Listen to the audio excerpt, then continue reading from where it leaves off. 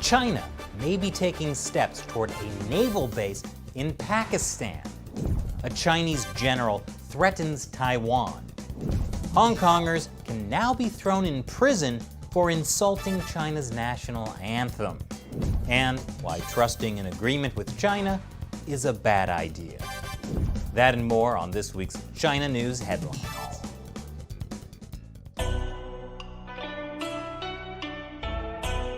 This is China Uncensored. I'm Chris Chappell. China may be taking steps toward building a naval base in Pakistan. I wonder if that should concern India at all. The base would be here in Gwadar. Gwadar is the site of a port that is being expanded and run by a Chinese state-owned company as part of the China-Pakistan Economic Corridor. There's also a huge amount of construction in the area that's being financed with loans from Chinese state-run banks. There have been reports for years that China will build a naval base in Gwadar. Now, this Forbes article is saying that a new high-security compound in Gwadar may indicate these naval plans. Satellite images show a newly constructed high-security compound. It's being built by the China Communications Construction Company. It's mostly owned by the Chinese government.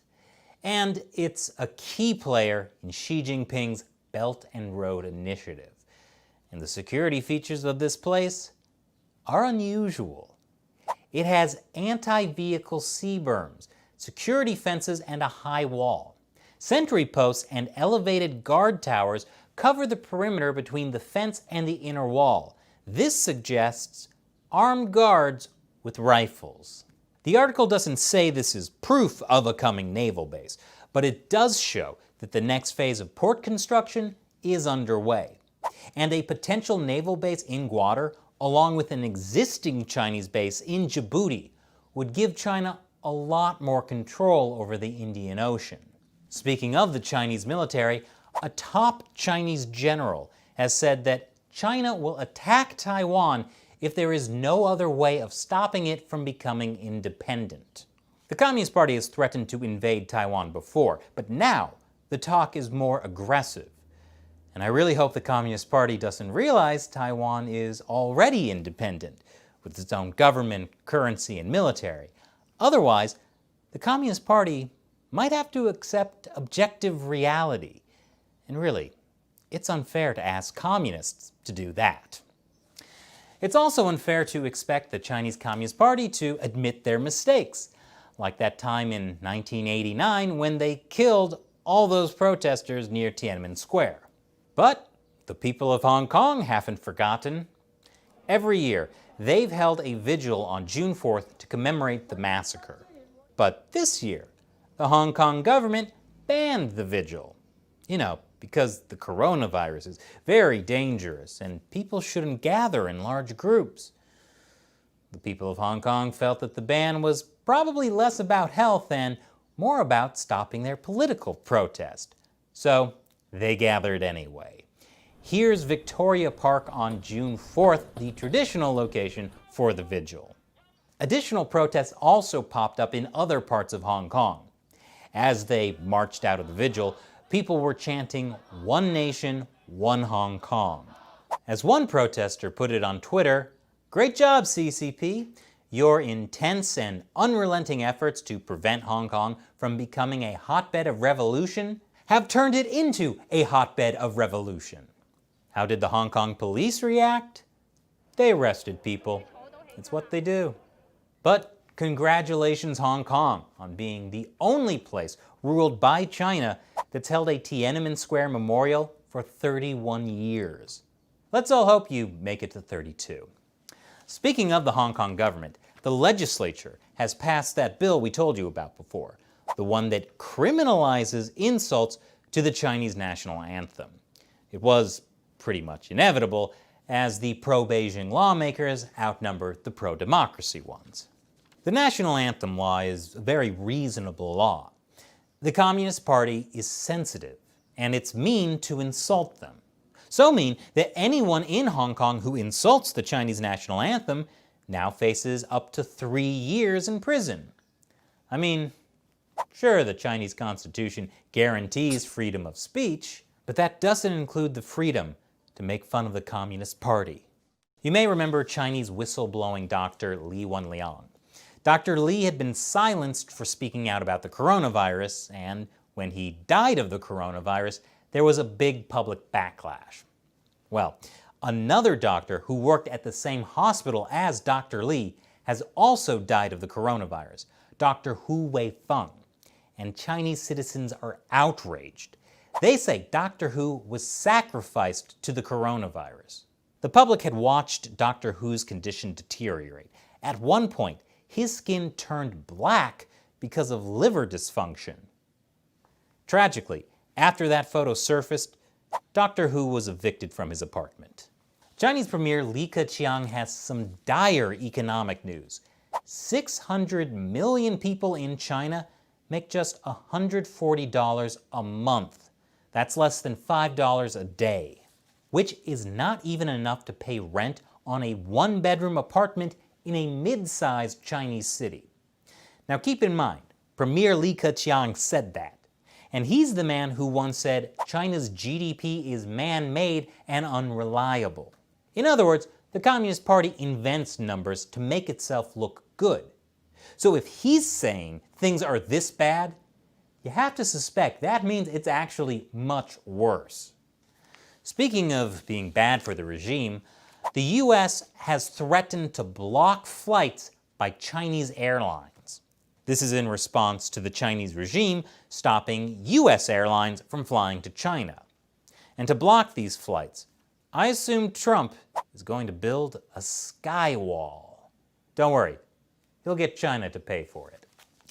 Last week, the US Senate passed the Uyghur Human Rights Bill almost unanimously. Now, US lawmakers are pushing a bill that would ban investing in firms tied to China's military. To which I say, US companies are currently investing in firms tied to China's military? Why? Why would they do that? Oh, right, money. But never fear, we may be getting a new batch of entrepreneurs in this country. Hong Kongers. Secretary of State Mike Pompeo says the U.S. may welcome Hong Kong people and entrepreneurs if they feel the need to flee Hong Kong. Though, considering the state of things in the U.S. this week, Hong Kongers might not notice too much of a difference.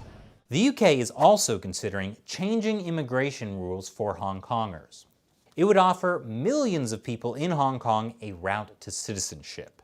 Speaking of the UK, back in 1984, China and the UK had signed an agreement where the UK would hand Hong Kong to China, and in exchange, China wouldn't interfere with Hong Kong's political system for 50 years.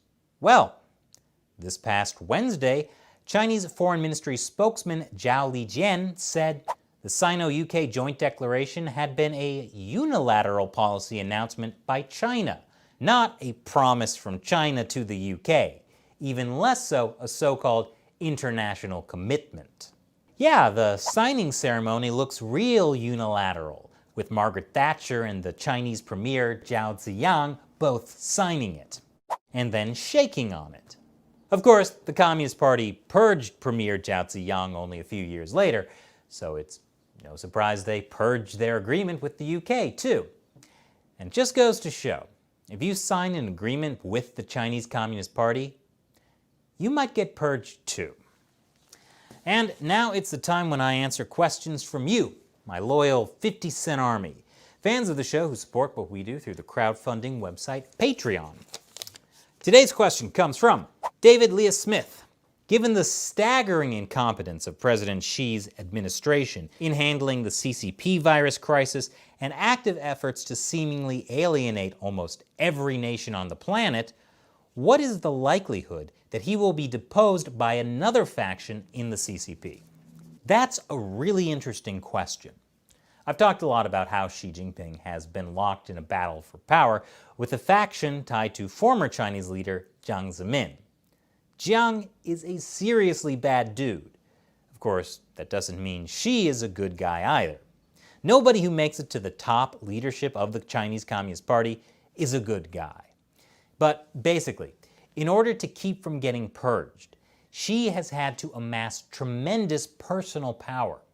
But that has also meant that he has become the face of everything that goes wrong. And lots has been going wrong for the Chinese regime. The trade war, the coronavirus, Hong Kong. I'm sure there are a lot of people in China who would love to get rid of Xi. But he's become so much the face of the regime, I don't think they can get rid of him without losing a lot of face for the party as well. So I think the fate of Xi Jinping and the Communist Party are now intertwined. Thanks for your question, David. And for all of you watching, consider joining the China Uncensored 50 Cent Army. You'll have a chance to ask me questions on the show, and there are some other cool perks as well. Check out patreon.com/China Uncensored to learn more. And be sure to subscribe and check back every Monday, Wednesday, Friday, and Saturday for new episodes. Because, well, YouTube isn't always sending out notifications about new episodes. Fancy that. Once again, I'm Chris Chappell. See you next time.